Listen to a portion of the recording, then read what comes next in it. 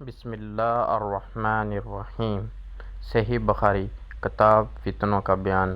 باب ایک ایسا فتنہ آئے گا، اس زمانے میں بیٹھا ہوا آدمی کھڑے آدمی سے بہتر ہوگا۔